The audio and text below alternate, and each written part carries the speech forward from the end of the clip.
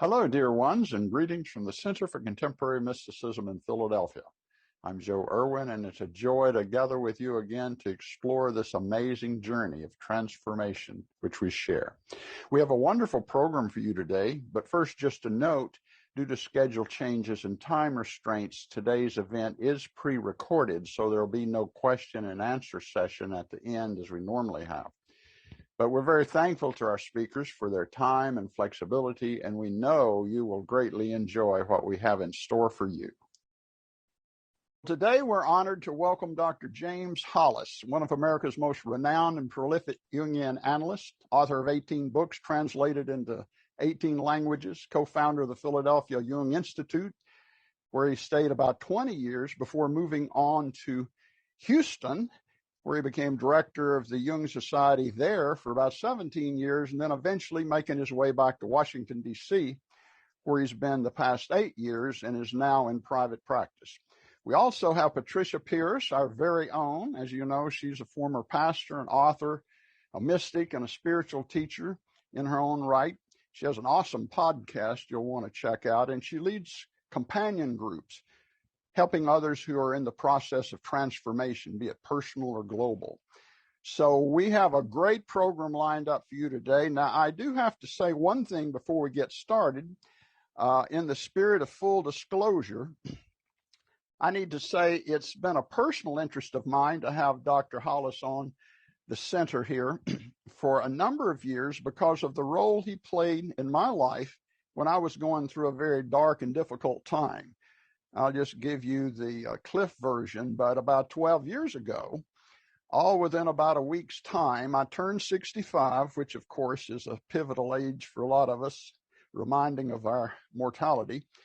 In the same week, the job I'd had for about 10 years and I liked ended. They said, you know, we like you, we love what you're doing, but we run out of money and we can't pay you anymore starting today. So if you'd clean out your desk, we'd appreciate it.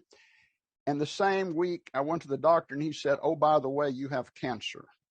So you can imagine what that did to my psyche, my personal, spiritual, psychological bearing. I mean, I was knocked off of my feet. And in the weeks and months ahead, as I struggled to try to right myself and get back on the track, I had the good fortune of discovering one of Dr. Hollis's works called Finding Meaning in the Second Half of Life. I even got the audio version where I could listen to it during the day or when I'm going to sleep at night. And I loved it. He starts right off, and the very first thing he says, he quotes Dante and says, midway through life's journey, I found myself in a dark wood, having lost my way. And I said, yep, right here, over here, that's me, and I need some help. And gradually, as I began to follow his teaching and his resources and his wonderful and compassionate way of looking at that, explaining that the old self we had kind of worn out and wasn't going to serve us anymore. And then something new was being born, but we're not quite there yet. And it really saved my life, I think. I viewed it as a miracle. It reminded me of a quote from A Course in Miracles that says, a miracle is never lost. It may touch many people you've not even met and produce unnamed changes in situations of which you're not even aware. So I'm sure Dr. Hollis was not aware of what I was going through and how I benefited from his work. But Jim, I do want to thank you because it made all the difference to me, and I will remain forever grateful for your work. So I just had to share that because I'd wanted to have Dr. Hollis with us for some time now, and I'm so glad he's here. So now I'll disappear for a while. I'll turn it over to Patricia and Jim for a time of dialogue and interview and see where the Spirit leads, and then we'll come back together a little bit later down the line. So Patricia and Jim, take it away. Thank you, Joe, and thank you also for that personal sharing. And thank you, Dr. Hollis, for being with us today and taking time out of your busy schedule. And I wanted to start by having you reflect, if you would, on Jung talks about the role of myth, and myth as a primary means for us to understand our lives and the world. Could you talk a little bit about the power of myth and how myth can really guide us, and also what happens when the myth that we've been carrying about ourselves becomes disrupted?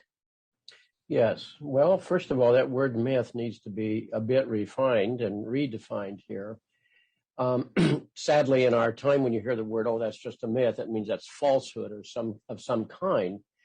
We're using it really in the most honorific sense. It's an image that carries a lot of energy, that has the power to move you, to shape your values, to direct your behaviors, and so forth, whether you're conscious of it or not, because many times we're serving unknown, unconscious streams of energies that are coursing through us that have mythic dimension.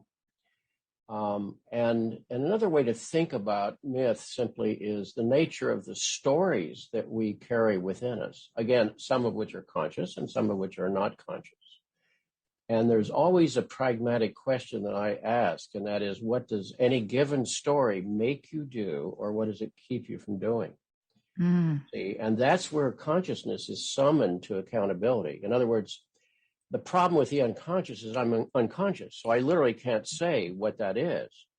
But then I'm enacting it every day in my daily life. And as these things spill into the world, there are consequences. They affect my family, the people around me, my own life course.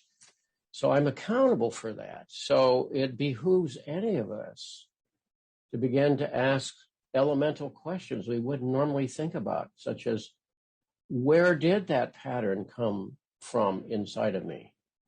For example, none of us wakes in the morning and says, well, I wonder if I can repeat the same stupid mistakes I've been making for some decades. But chances are we will, because, again, we're in service to unconscious charged images or stories within us.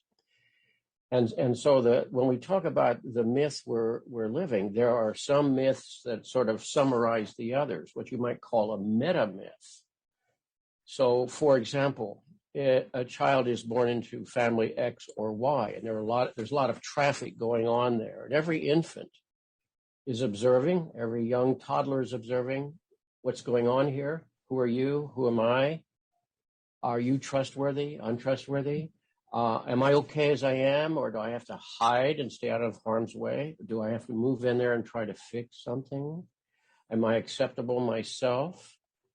And those questions are going on a daily basis for all of us, but particularly in our formative times of our sense of self in the world. And so to some degree, whatever we inherently are instinctually and in terms of the nature of our own soul, is very much at the mercy of whatever environment we've been thrown into by fate. And out of that come our stories, our interpretations, if you will. And it's shocking to realize years later, perhaps decades later, well, that story or that mythic structure was what led to this choice in my life. I thought I was free in choosing this person as my partner. I thought this vocational choice was truly mine when I didn't know what was at work for me. Just give a quick example. I've had a number of lawyers and doctors as clients through the years. And it's been surprising to me, even staggering, to realize how many of them didn't feel a calling to that particular work. But given their family of origin situations, they often got the message, I have to do something to make my parents feel good about themselves. And it's all happening in the unconscious. It's only later one begins to realize it. And one's been paying the psychological cost of living someone else's story, someone else's unfinished business, someone else's journey. And that's part of what leads to burnout. That's part of what leads to depression at midlife and that sort of thing. And so I'm sorry, this is a long-winded answer, but it's a profoundly complex question. And we have to say, what are the stories or mythic structures that my life is in service to? Some of which are good and helpful and productive, and some of which are regressive and have, anxiety management as their chief agenda. There's nothing wrong with having fear in one's life. That's part of being human. something else to live a fearful life. And again, what do those fears make me do? What do they keep me from doing? Yeah. So experiencing fear as opposed to being ruled by fear or governed by fear. And what you're saying about how our own lives and our own, in a sense, our own myth can be a reflection not of our authentic selves, but of our parents. You know, if we go into a profession, for example, as you cited, how then, given that so much of this is operating in the unconscious, how then do we begin to come to understand what it is that's playing out in us so that we can claim our sovereignty more effectively in our lives? Well, frankly, people don't drop in and see me because they're in the neighborhood and thought they'd have a chat with a stranger. They are there because usually because something is hurting, and whatever their strategies of coping have been heretofore, they're just not working.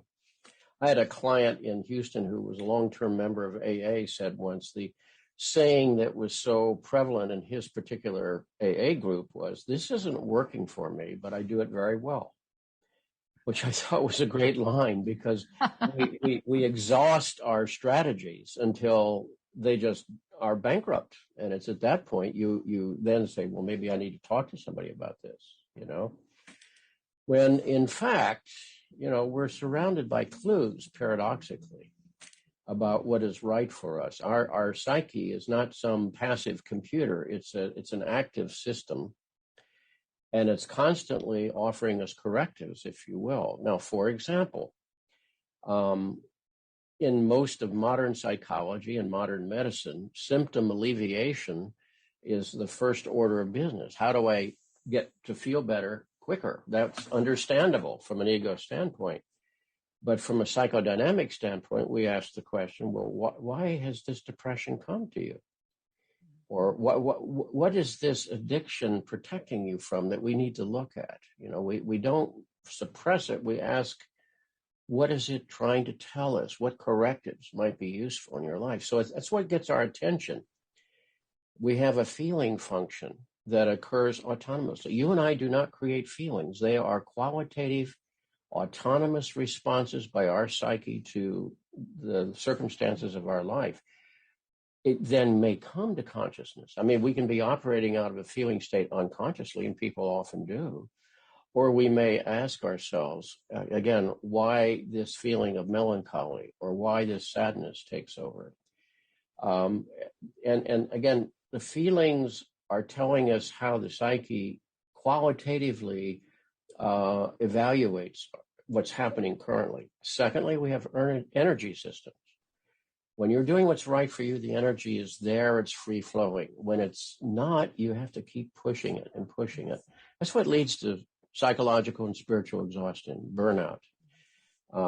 But when you're doing the right thing for you, something carries you, and we all have had that experience. Thirdly, we have dreams that occur to us on an average of 6 per night. I was interested to learn recently that if you live to be 80, and I'm 81 and a half, you will have spent 6 entire years of your life dreaming, which is extraordinary. Yeah, it is. And nature doesn't waste energy. It's serving a purpose. And if we pay attention to our dreams over time, you realize there's some agency intrapsychically out of my ego control that is operating in such a way. And it's, again, registering points of view. And wouldn't it make sense once in a while to pay attention to something inside of me?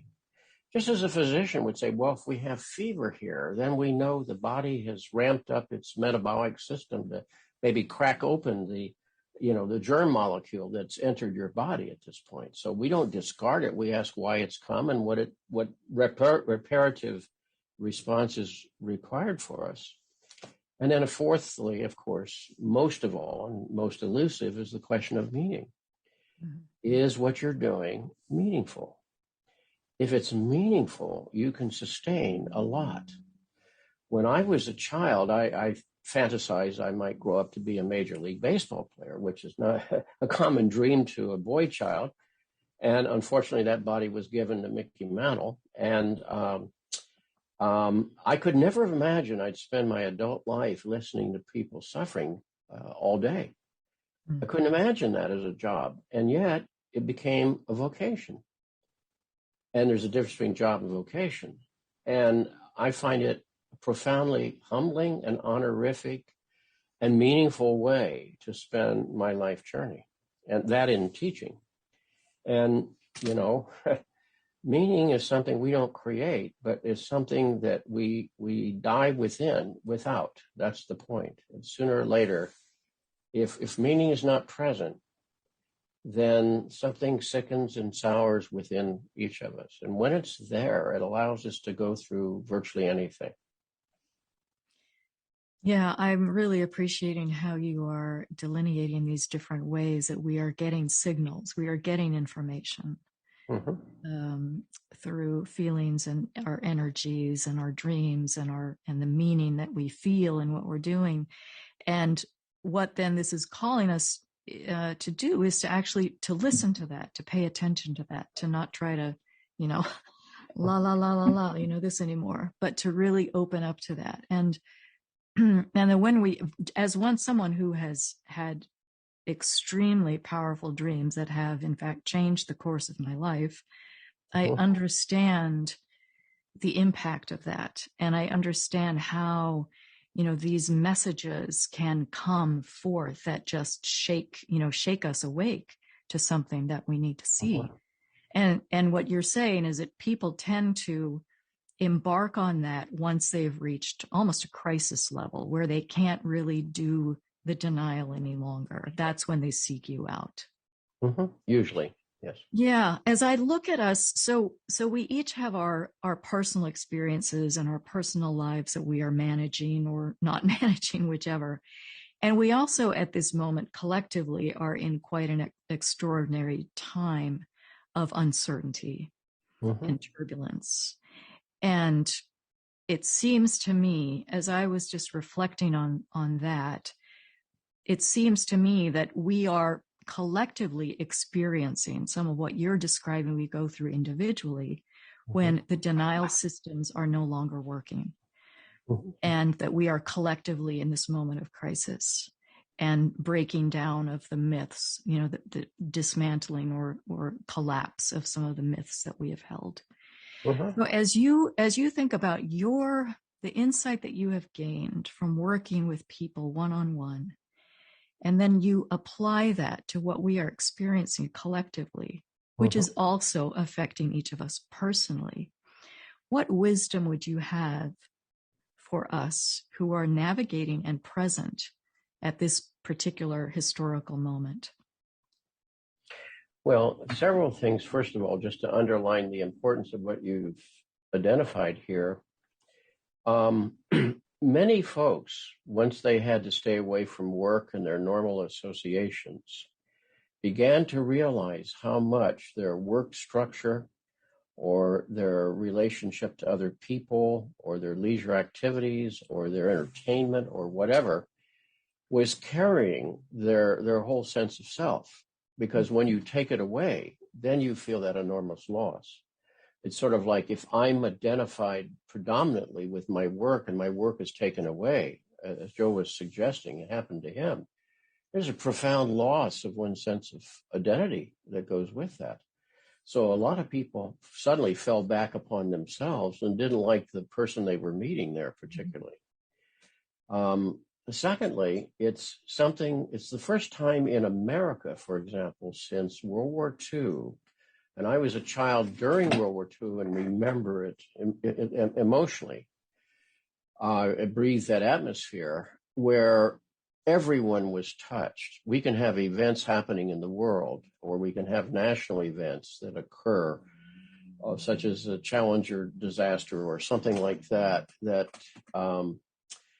touches individuals, sometimes in catastrophic ways, but it's also happening out there somehow.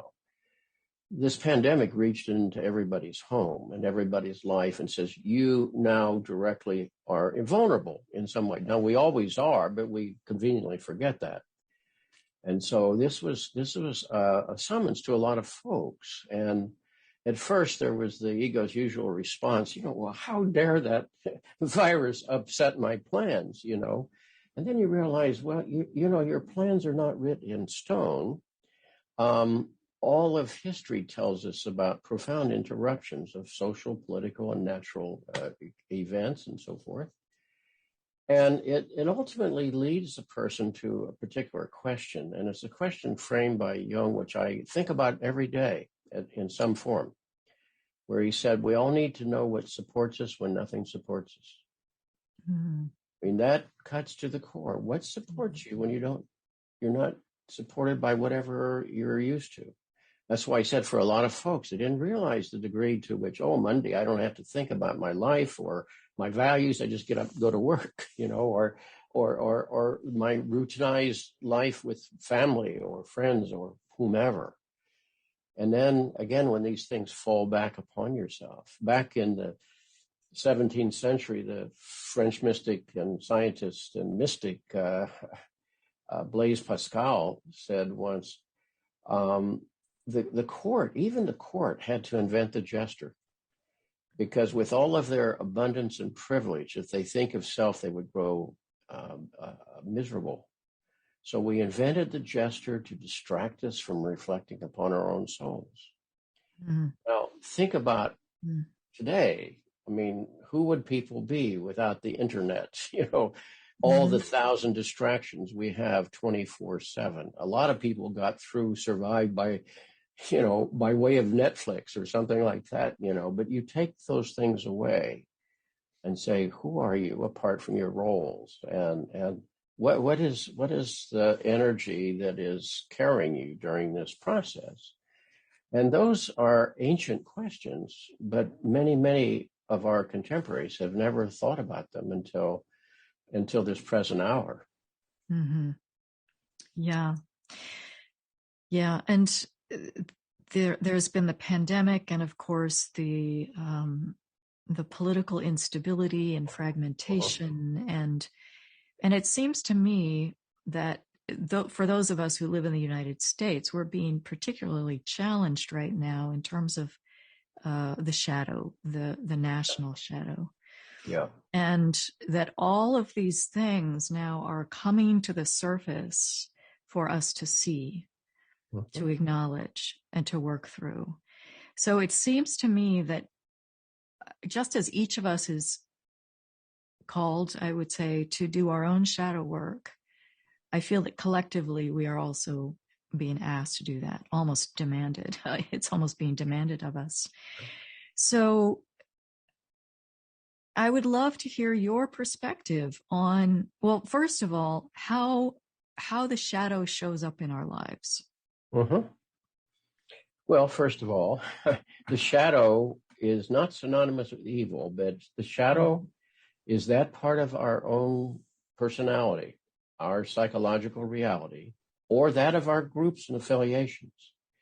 Then when brought to consciousness, we find troubling, contradictory to our intentions, intimidating, whatever.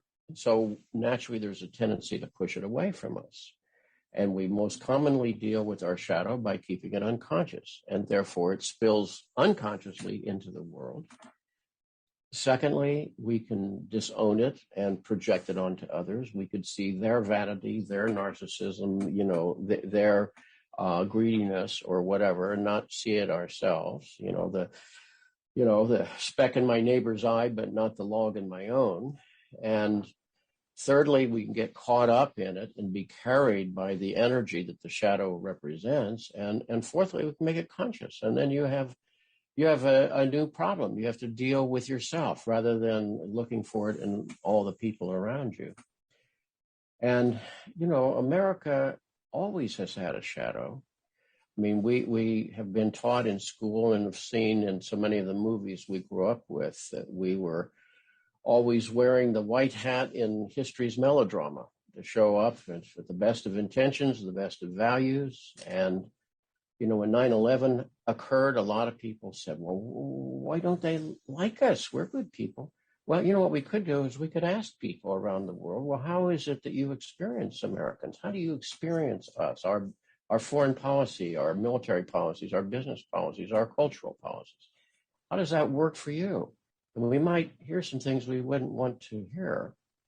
And I think the big shadow that is haunting, well, first of all, any country that has a history of its repeated violations of nature and its resources that has destroyed indigenous populations and imported human beings for slavery has a very big shadow that was justified by greed and slogans like, manifest destiny that we learned about in high school history classes and so forth.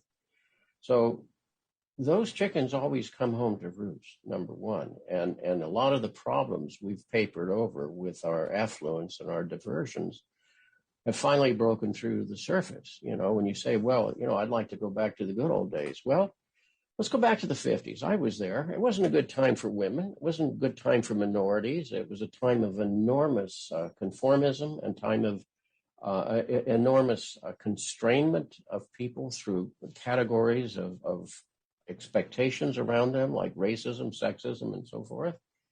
When you really examine that, it's not pretty. So don't say you don't have a shadow,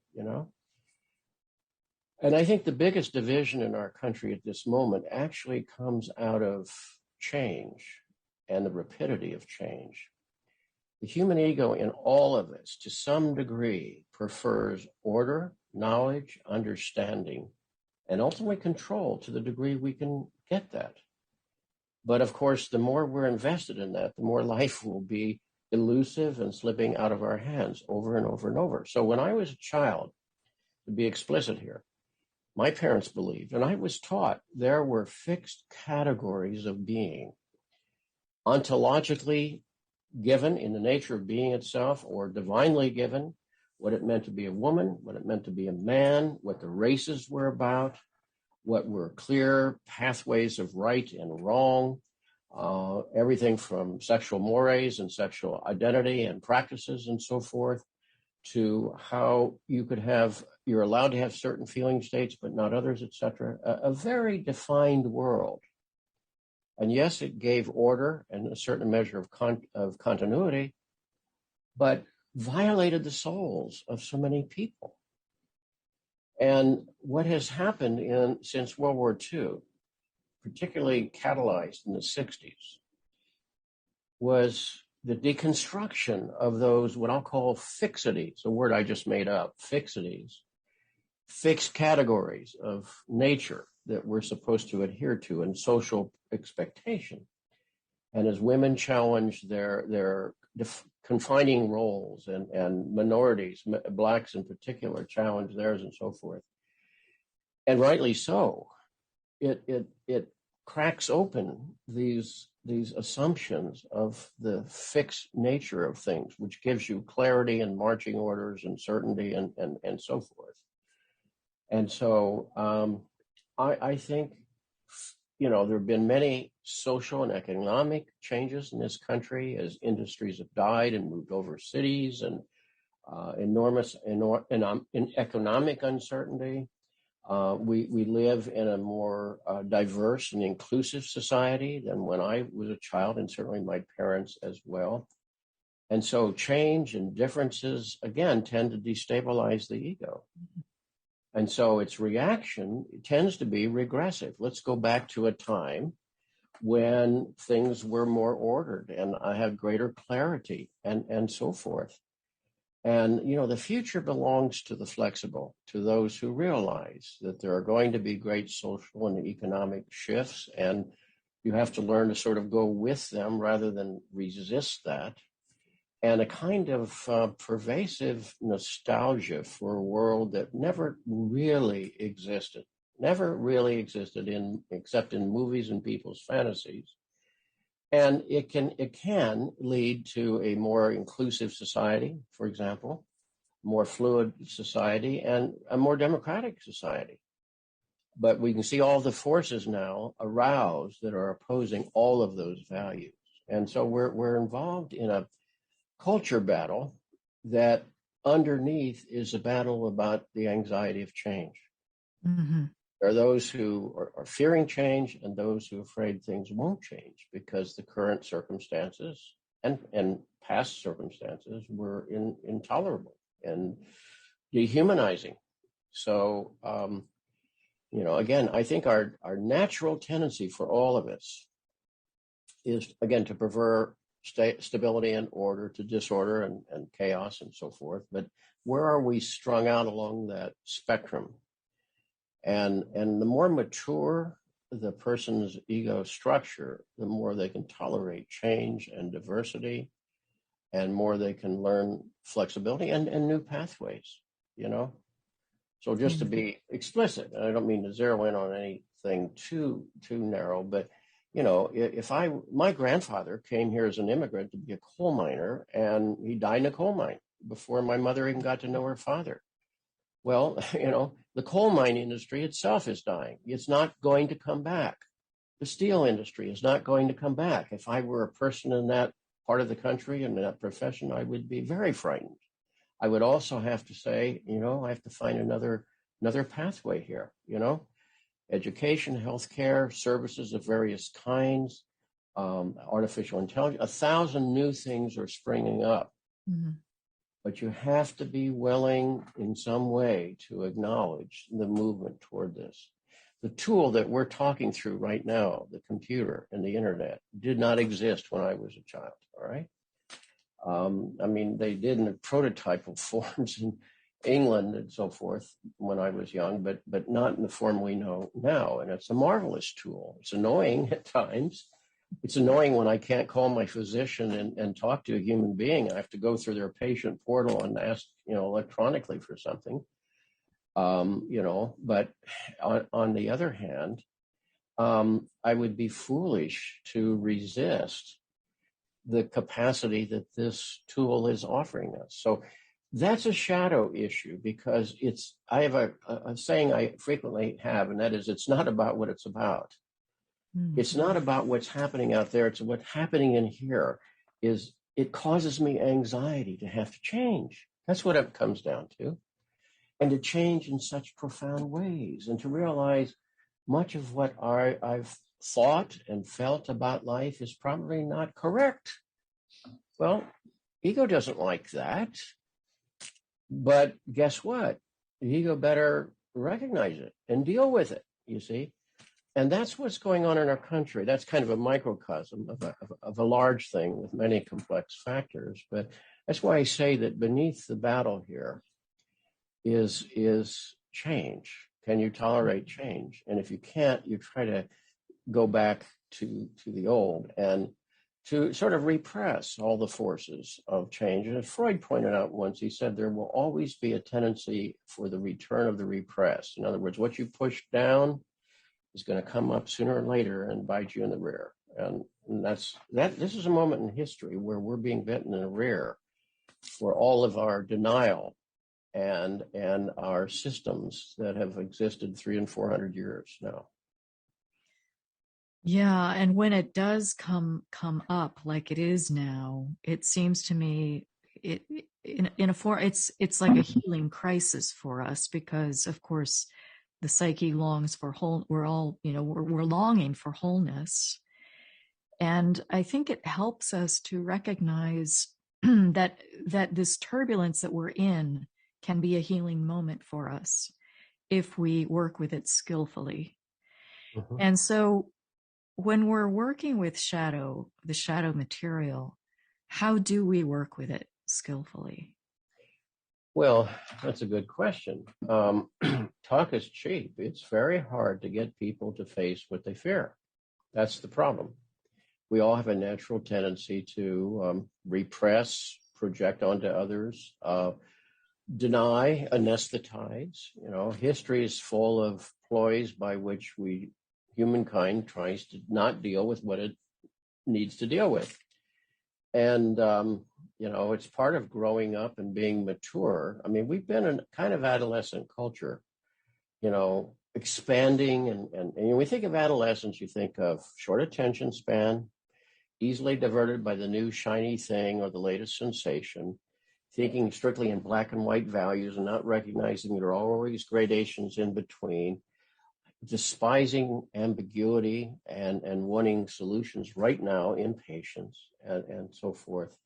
And if possible, an avoidance of showing up and having to deal with something. Now, an adult is a person who takes that on, and there are societies that I think are simply more mature than ours, older cultures.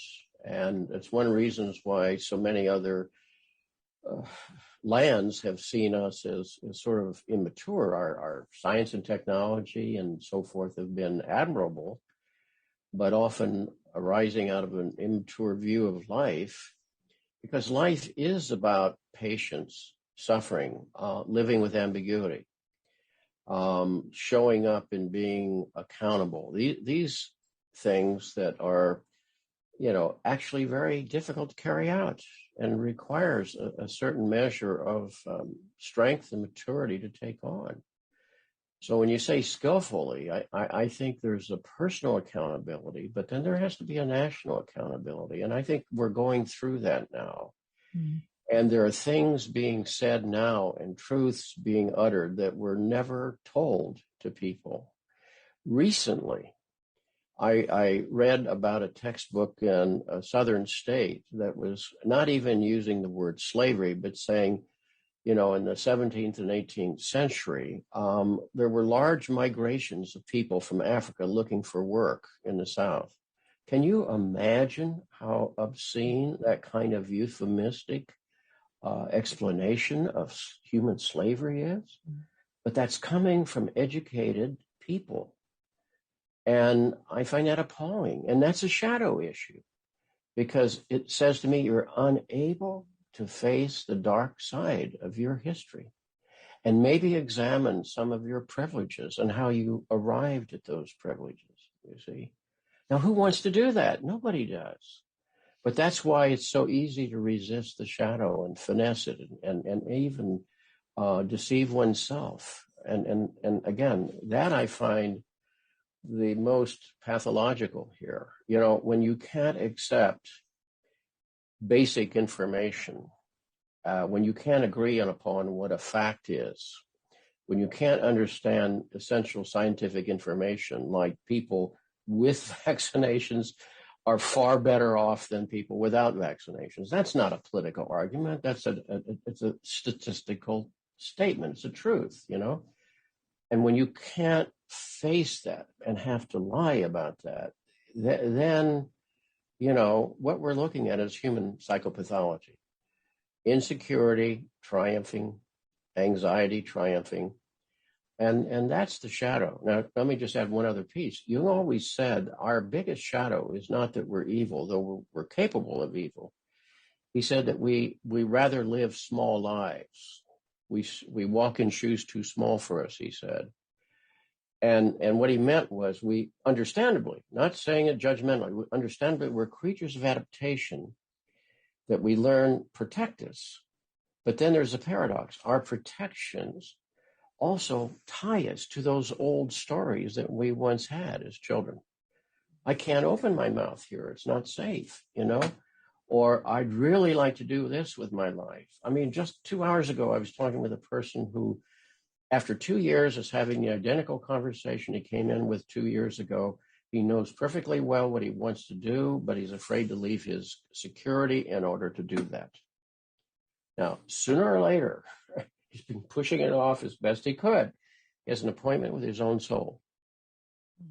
Are you going to do what matters to you in this case, with your work life? Are you going to do what matters to you with your work life, or are you going to be dominated by your fear of economic risk, And up to now, we know what has won that battle. Will it continue to win that battle? Well, that issue's up for question right now. The way you're describing that, it's so, and what you're saying about Jung, talking about the shadow being, we live lives that are too small. Mm-hmm. And there's this impulse in us, in the psyche, and perhaps, in our collective psyche, to be the greatness that we can be.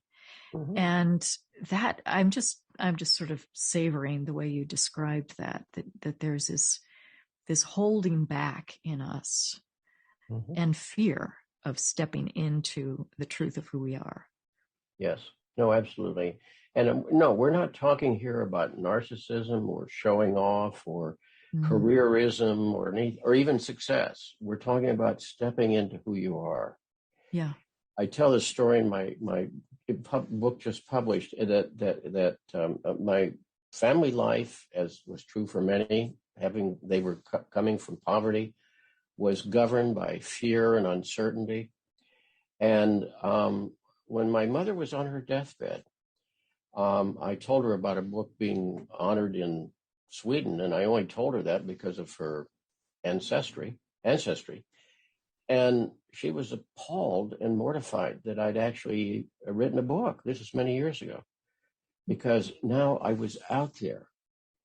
If you're out there, you're in harm's way. You stay home. We take care of each other. And I understand that was an ethic of survival. I lived it.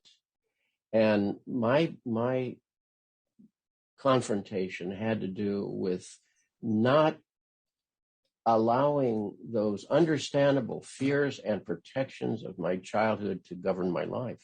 I would say they governed the first half of my life.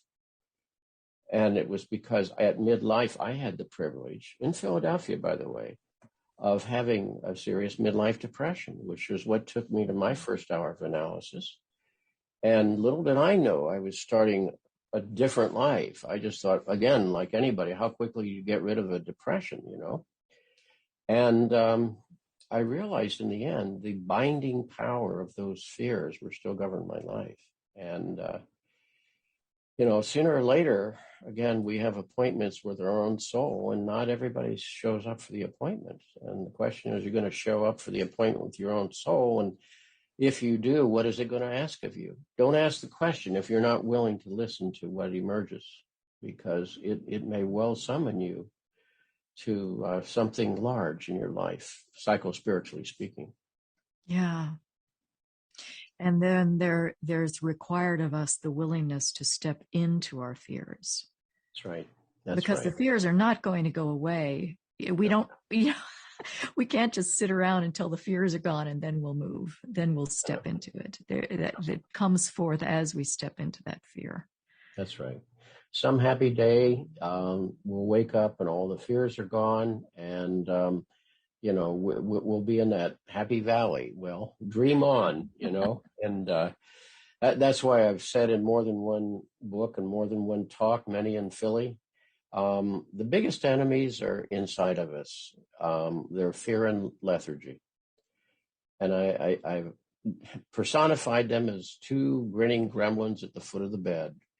You wake in the morning, and if you pay attention, they're at the foot of the bed looking at you. And fear says, look, it's too much for you. Life's too big. You can't handle this. And lethargy says, chill out, turn on Oprah, have some chocolate. Tomorrow's another day. And if you move to Oregon or you move to China, they're going to travel with you in your suitcase. Fear and lethargy, they're the enemies of life.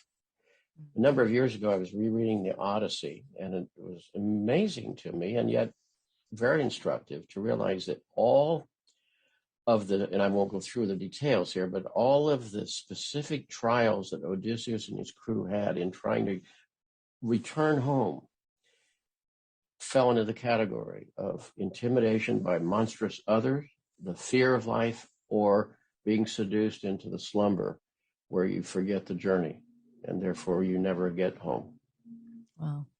Wow. As you talk about this, and this coming into wholeness, how do you see the link between depth psychology and spirituality? I think it is spirituality embodied. I really do. Mm-hmm. Because the spirit is just from a conscious standpoint, we make distinctions which in reality don't exist in nature. It's a human tendency to pull back and say what's going on here, but we can differentiate mind from spirit, from soul, and from body. And they're just different aspects of one organism that is us.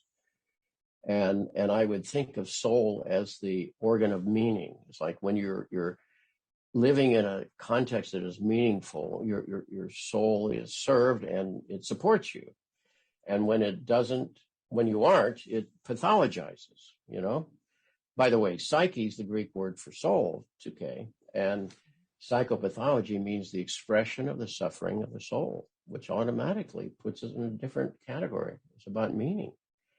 Psychotherapy means paying attention to or listening to the soul from the Greek. So that's why when so much modern therapy is about behaviors and cognitive process and biological process, all of which are true and important, they still don't add up to the human being. What's missing is the core that we are meaning-seeking, meaning-creating animals. And we can go through anything with meaning, and we suffer terribly without it.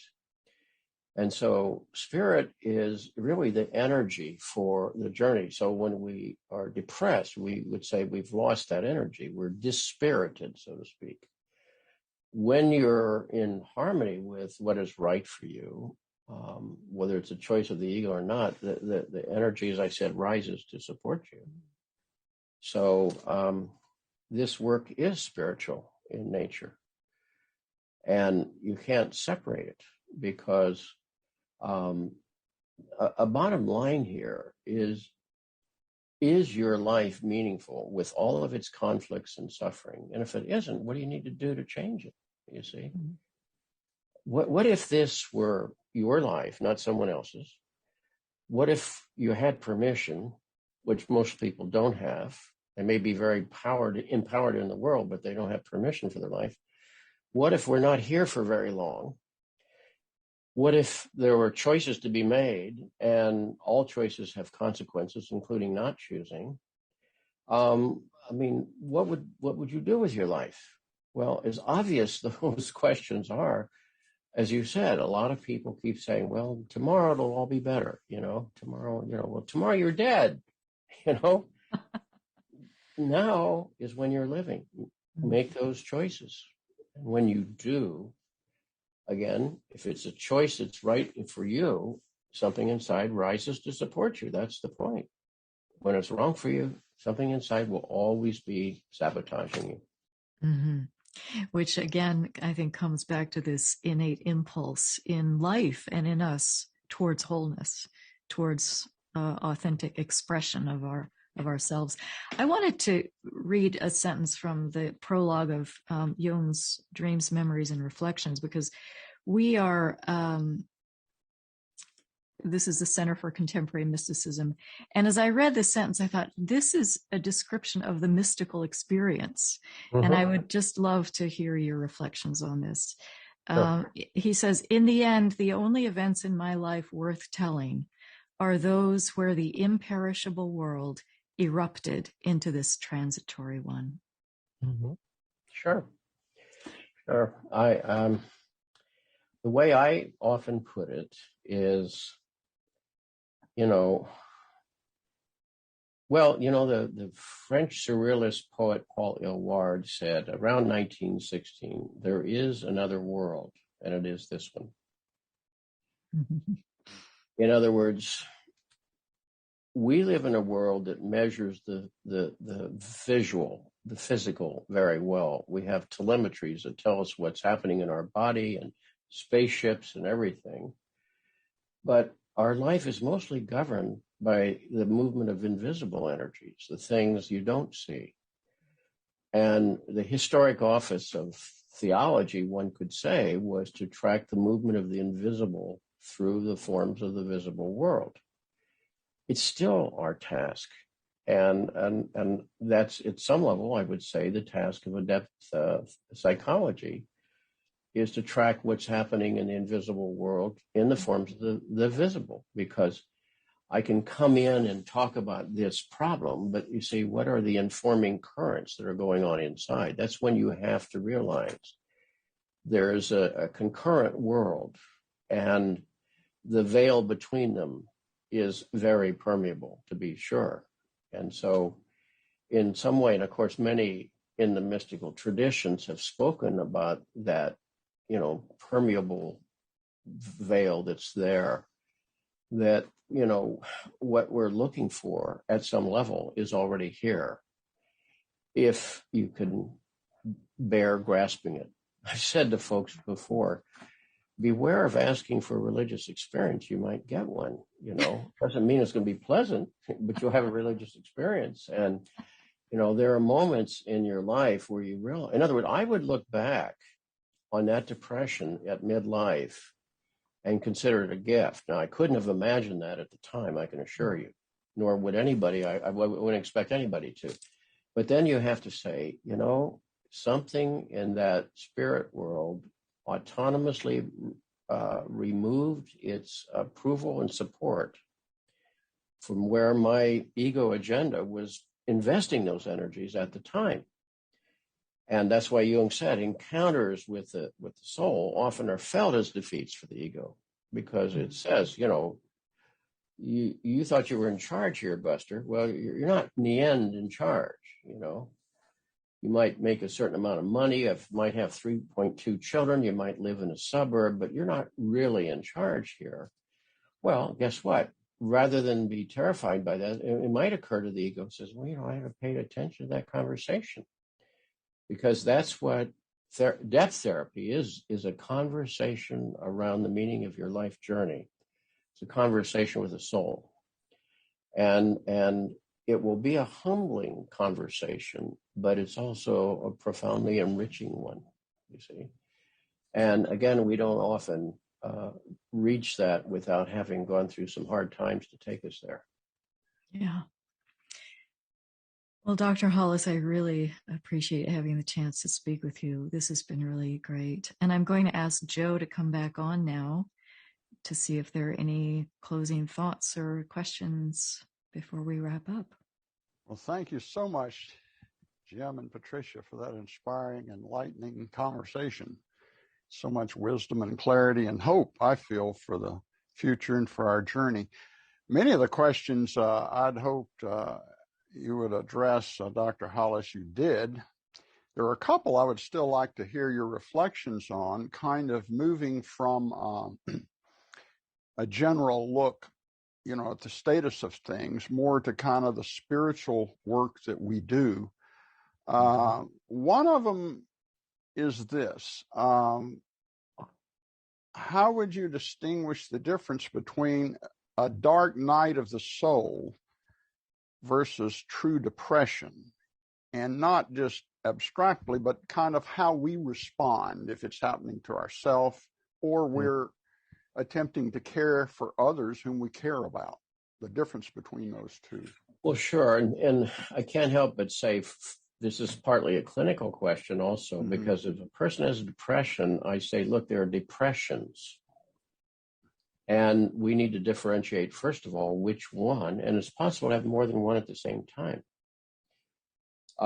There are endogenous or intrapsychic depressions that seemingly come from biological sources, and they're best treated by biological means, all right? There are depressions which are anaclitic, which come from traumatic experience, particularly profound abandonment. There are depressions that are reactive. When a person loses a loved one or something treasured in your life, a depression like that is not pathological. It's a natural reaction to the investment of energy there that comes back and inverts. It's only pathological when it, over time, interferes too much, prevents one from going forward with life. Then there's a psychological problem. I'm depressed by injustice. I'm depressed by the state of our country. I'm depressed by a lot of things, but I'm not a depressed person. What we talk about most of all from a psychodynamic standpoint is intrapsychic depression that has to do with the conflict between aspects of our own personality. So then you have to say, what are the forces, stories, fragmented myths, etc., that are clamping down on the free and open and developmental expression of your soul that we can address here? In other words, when I was just talking about a gentleman I saw just 2 hours ago who has for 2 years been telling more or less the same story about wanting to make a move in another direction that is more spiritually satisfying, but is held back by fiscal security, as many people would be.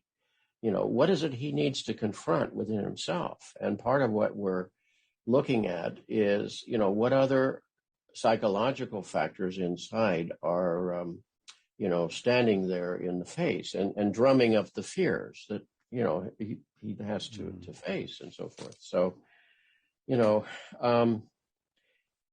that's why I say you have to differentiate, first of all, what kind of depression you're talking about. And then you have to, for example, and one other example, often people who had life of significant abuse or insufficiency. I mean, why would a child be depressed because of poverty? Well, because every child internalizes to some degree its sense of self and sense of world and sense of permission by what the world around me is saying to me. And it's saying there's no life for you here. Well, why wouldn't I be depressed with that? So then one would have to work at seeing that what was fortuitously part of one's life is not necessarily the purpose of your journey here. I mean, that's confusing fate with destiny. And you're right there between those and having to make some decisions to tilt in another direction, So it's not a simple answer. It's an answer starts with differentiation of source and then sort of forensic exploration to see what are the sort of constituent elements that are leading to this. And then to summon ego to address them. That's what becomes the agenda, because sooner or later, life brings us an agenda. And the agenda says, to deal with your life, you have to show up and deal with these things. And when you do, something inside will support you for that and reward you. You'll just feel better about your journey, even while still in the valley of the shadow, you see. Well, that's very helpful. And I've certainly, as I shared earlier, been through my dark night of the soul, but I don't think I was in a true depression. And it seems like we can be in the dark night of a soul, but still, for whatever reason, we do have, some of us, internal resources to sort of work with that maybe others don't. That actually leads me to my other question I just thought I'd quickly have you reflect on. And that is, I noticed going through my 77 years that there's simply, with some people, an ability to experience joy versus some people who just don't seem to have that innate ability. And, you can guess about things, but I would kind of like to hear your thought, because often I find myself wanting to care for someone. And as I shared earlier, I kind of grew up in a poor family, uneducated, but I was surrounded by unconditional love. And even though I didn't have a lot of things, I always had that sense of value and love that I think a lot of people didn't. And so even in going through difficult times, there's an ability there to experience joy and to find a way. And some people don't seem to have that. And so it's almost just, I wouldn't be doing clinical work or therapist, but as a compassionate friend, or family member. How would you look at that? How do you deal with that? Well, no, I think you're right. And I think there are, in fact, some folks with innate dispositions, temperament, that experiences joy or doesn't. And if that's true, because I've seen people grow up in very positive circumstances and yet we didn't have a sense of joy with things. And I think that's a mystery, to tell you the truth. I don't know that one's nature per se can be identified. There are certainly circumstances such as we've described where, the world is telling you there's no grounds for joy here. So why would you ever go that direction, And there one has to really challenge their worldview and to see that there are alternatives. That's partly an education process. Jung said there are 4 stages of the process. First is confession, where one has to get it off one's chest, so to speak. here is my suffering, here's my problem. Secondly is elucidation, to talk about, well, what's that really about? Thirdly is education, to say, well, here are some other pathways for you. And fourth is transformation. And you don't jump from 1 to 4 without going through the others. And you need to know that those passages all take time, really. And let me just give one other example. So many people think the goal of life is happiness. Now, I can assure you, I'm not against happiness. But happiness as an abstract goal, I think, is delusional. I've always said the real goal of life should be meaning. My work doesn't make me happy, but I'm happy I have my work, if you can understand the difference there. You know, it's present to suffering. And when I'm in right relation to my own soul, that makes me happy. Could I call that joy? Well, I guess by a stretch of the word, maybe. It's also, frankly, a burden, as you can imagine, but it's meaningful. That's what carries one through. And meaning is something that abides. Happiness, per se, is very contextual and very transient. You know, if you're thirsty, a glass of water makes you happy for a few seconds, you know, and people think if power and wealth and whatever is going to make me happy. Well, look around you. Has that worked very well? You know, I don't think so. Meaning, though, is something we don't create. It's something that's a byproduct, again, of living in right relationship to the intimations of your own soul. And of course, all of us got conditioned away from a relation. I mean, children are born with a sense of that, I think. But again, we're tiny, dependent, and powerless, and therefore don't have the capacity to live it in the world.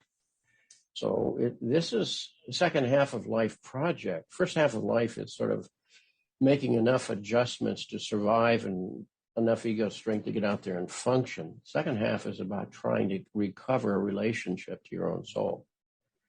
And if you're lucky to have a second half of life, then your project is, what is the soul asking of me? I mean, I knew at one point what my parents wanted from me, and then the school teacher, and then the employer, and the society. But then what does the soul want of me? That's a different question.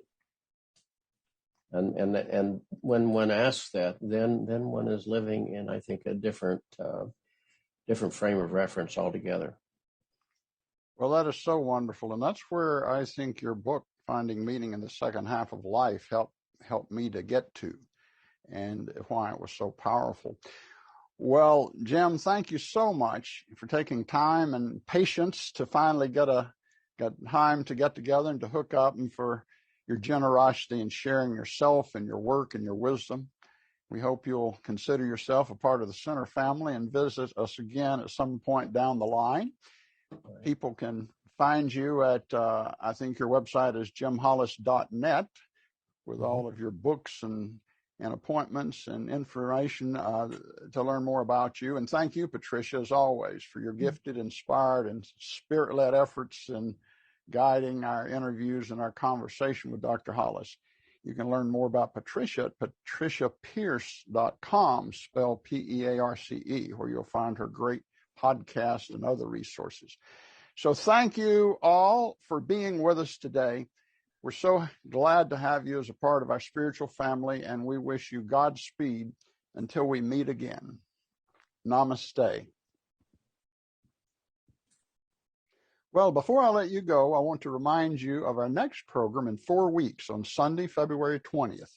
We will be having John Perkins for a program entitled Touching the Jaguar, a call to stop global destruction. John is an internationally renowned economist, shaman, and activist, and travels the world as a social, environmental, and economic activist. He's sold over 2 million books in 35 languages. So mark your calendar for this free program. Registration is on our website at contemporarymysticism.org, where you'll also find many other videos of past speakers, resources, groups, and other online resources. So until we meet again, stay safe, be well, and remember, no one walks alone. So we hope you'll join us on this journey. Namaste.